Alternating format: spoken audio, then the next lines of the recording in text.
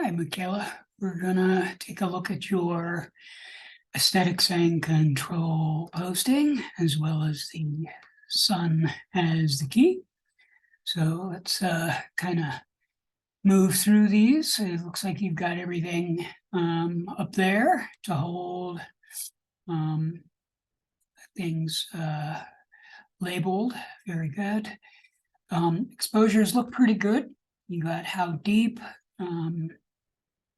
It looks like we kind of misread that one a little bit. We'll talk about that when we get there. Exposures and better. So we have all of them up there. The first thing that I would say is that the quality of light and the sort of atmospheric space that you're creating with these first couple here are just very beautiful. You've got a lot of darkness around them, and a few of them get a little bit too much of a vignette going on, meaning there's too much space around black around them.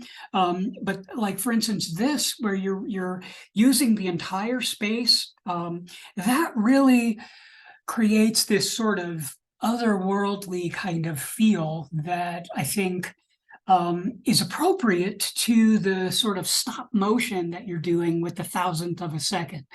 The thousandth of a second is going to capture movement pretty well. Even something moving relatively fast. Imagine something that moves at 1,000 times every second. That's pretty fast. And yet you're able to use a low light setting because of that. And that's kind of that's pretty unique. And so I think that the idea that you're kind of isolating and keeping the background nice and dark and atmospheric is absolutely where we want to be with it. And these sort of, we call them decisive moments, where you are using the movement very effectively. It works very well. Now we go to the in-between ones, which is 1/8 of a second.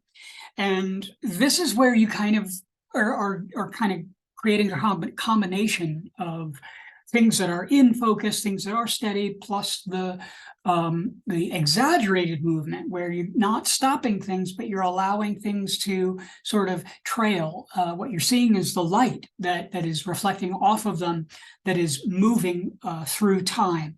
And this is where it gets even more it becomes a little bit more about pre-visualization. Not that the other one wasn't, where you're stopping motion, where you're having to sort of anticipate where things are. Here, you're actually painting with light. In other words, when something falls, you're actually creating a stroke of light there. And so you're having to pre-visualize just, okay, so this is falling along a certain path here. It's falling along a straight path, or it's falling along a curved path. It's going to create a certain brush stroke as it does that. And you're having to kind of anticipate and pre-visualize that as you go. You can just randomly hope, or just sort of throw things about and just keep taking pictures until you just happen upon something. But that's really an inefficient way to work. And when you do find something that is effective, it becomes very difficult to then reproduce it and move on from there and actually learn from it. Whereas if you're attempting to really study what you're doing as you're moving things, and you're going, okay, well, if I drop it from this distance and I turn it this way as I'm doing it, I'm going to get this kind of look to it. And so it becomes almost this orchestrated, almost like an instrument that you're playing as you do the exposure.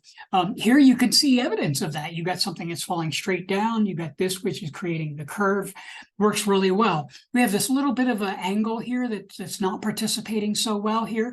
I think if you were to cover that up, kind of put your hand over it when you're watching this video, you'll see that straight horizon is serving you much better than this diagonal edge of the table there. But it's when you're using these this combination of movement, and you capture that energy, even when you're coming from the shadows out into space. Here we get a little bit too much of the background in focus, kind of breaks the illusion, but you're using the light and you're using movement extremely well here.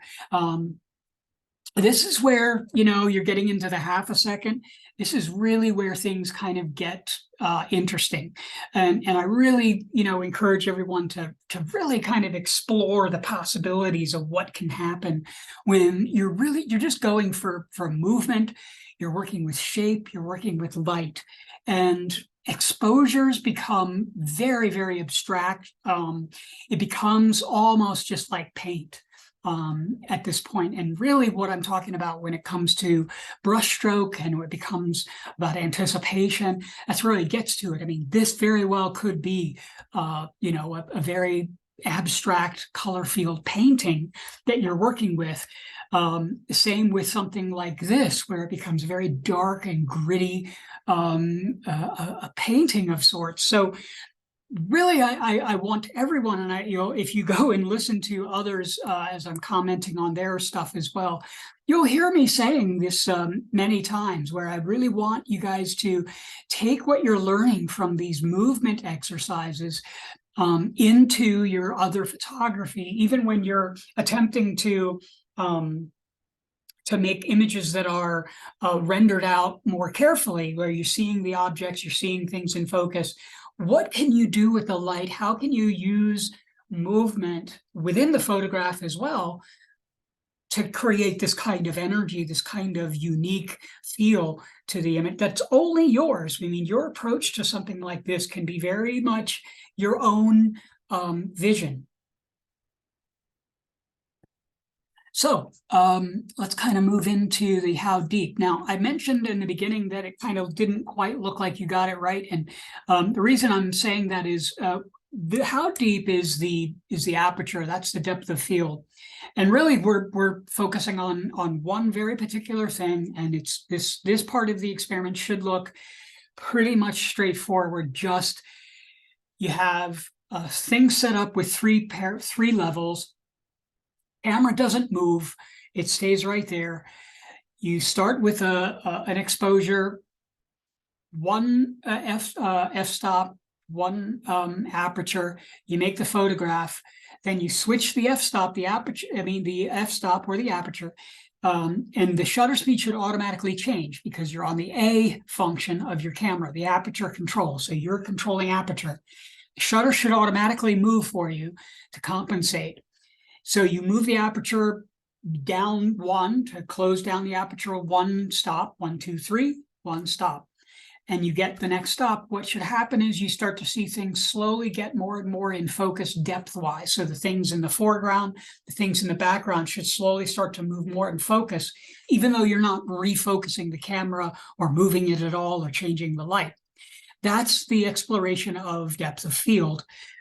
You're going from 5.6 to f8 to f11 or whatever your camera allows. That's giving you this depth. That's all it is. That's all I wanted you guys to do. And it looks like we moved the camera here and moved the composition. So we didn't quite get the experiment set up properly. We can fix that though.